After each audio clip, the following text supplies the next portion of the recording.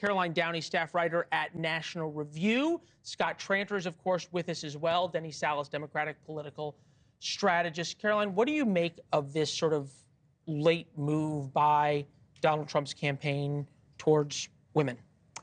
Well, it is very tight, and they are banking on those low-propensity male voters to show up in droves tomorrow, and I definitely think they will, but every vote counts, and I think by having Megyn Kelly stump, and she was a very reluctant Trump voter. We know her history with the former president, but she is very influential. She's very prominent, and she offered the audience the pro-woman case for Trump, which was effectively, do you want any more murders of teenage girls at the hands of illegal aliens? Do you want any more transgender identifying men invading women's sports? And that is the tenor that Trump should have been pushing all along. But he's been accused of alienating the female vote because he didn't emphasize those two issues as much. And Democrats really leaned into this for a while, right? And that's how we had Mark Cuban, the billionaire, Trump-hating, Kamala Harris-loving guy who came out and said from his private jet, as he zoomed into The View,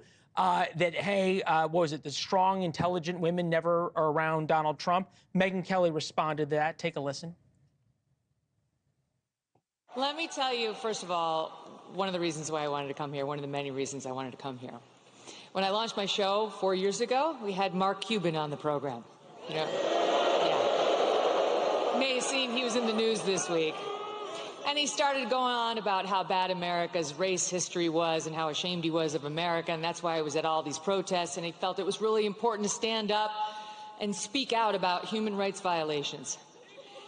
And then it got awkward when I asked him about all the money he was taking from China.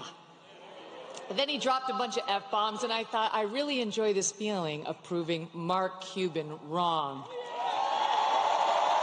And so here I am at a Trump rally, a strong, intelligent woman to prove Mark Cuban wrong again.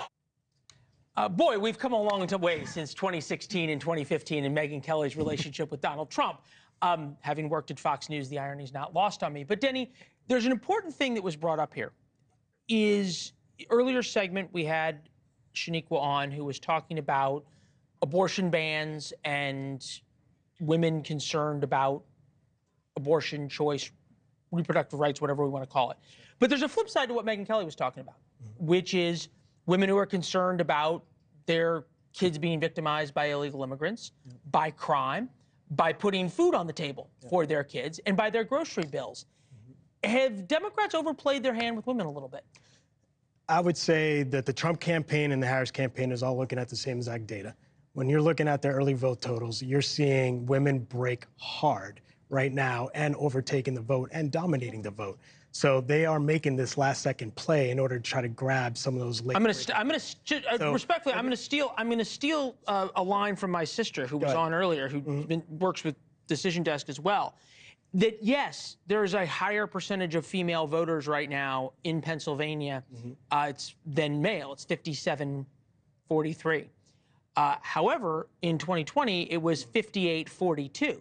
Sure. So the data is fungible. The data is there, but obviously this is, right now you can pick your own adventure, right? With all the polls, all the data, all the early vote analysis, you can do that. But yet, you see some of these legitimate polls that are coming out, like Seltzer, like Marist, like all of them, that are stating that women right now, especially the ones, older white women over 65, that have traditionally not voted for Democrats, are currently voting for Harris. And they're stating that pretty clearly. And the reason why, and if people don't understand the reason why you have older white women and older women that are actually voting for Harris, is because they fought for these rights decades ago. There's another side to it, right? The folks to do this. They don't there's another side of this, though, Caroline, and I think it's important to point out, to be fair. There's a lot of Republican women who even may be somewhat pro-life, who are voting for Kamala Harris and holding their nose because they don't like Donald Trump. And that's in the same way the Harris campaign has not reached out to white working class men on their issues, the Trump campaign has not reached out to sort of conservative Republican women on their issues.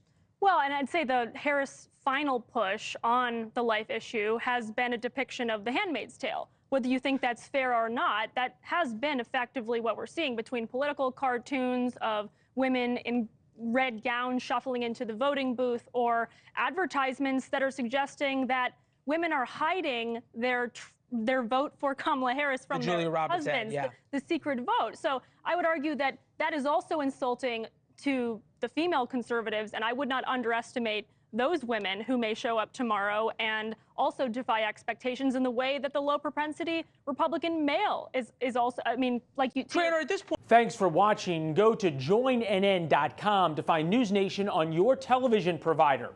And don't forget to click the red subscribe button below to get more of NewsNation's fact-driven, unbiased coverage.